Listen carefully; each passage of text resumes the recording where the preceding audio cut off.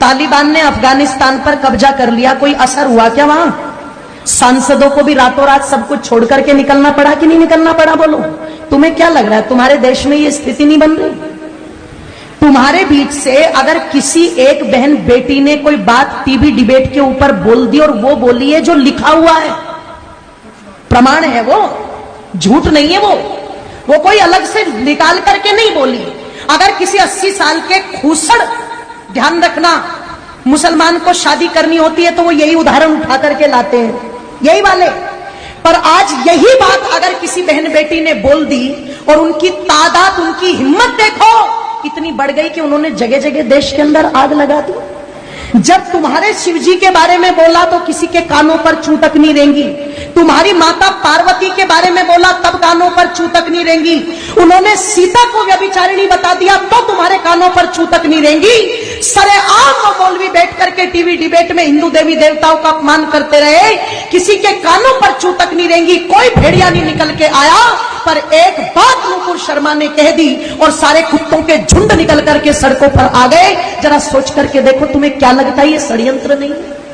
तुम्हें क्या लगता है ये पहले से कोई योजना नहीं है? आप जाते हो इबादत करने के लिए और उधर से एकदम से इतने पत्थर तुम्हें कहां मिल जाते हैं कि पुलिस वालों को पीछे हटना पड़ता है, पर वो पत्थर खत्म नहीं होते।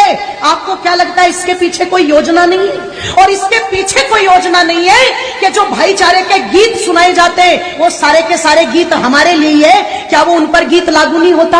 अगर इतने शांति के स्थापित करने वाले हैं, अगर इतनी अल्लाह ताला की इबादत करने वाले हैं, तो जब नुपुर शर्मा के लिए देश में आग लगा दी तो जिन कुत्तों ने, ध्यान रखना, कन्हैया लाल की गर्दन काटी है, उनके लिए भी सड़कों पर आना चाहिए था कि नहीं आना चाहिए था?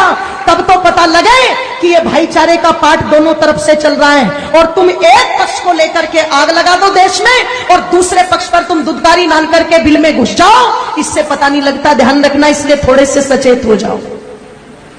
थोड़ी सी तो आवश्यकता है आप लोगों को जागरूक होने की। थोड़ा सा तो विचार और मंथन चिंतन माताओं तुम भी करो कि तुम कर क्या रही हो आज।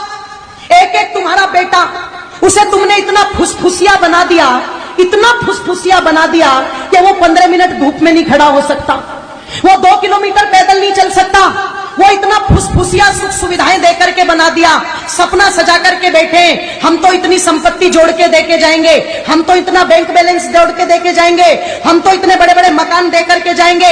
एक बात मेरी याद रखना, चाहे सब भूल जाना, एक बात मेरी पर याद रखना, सब भूल जाना।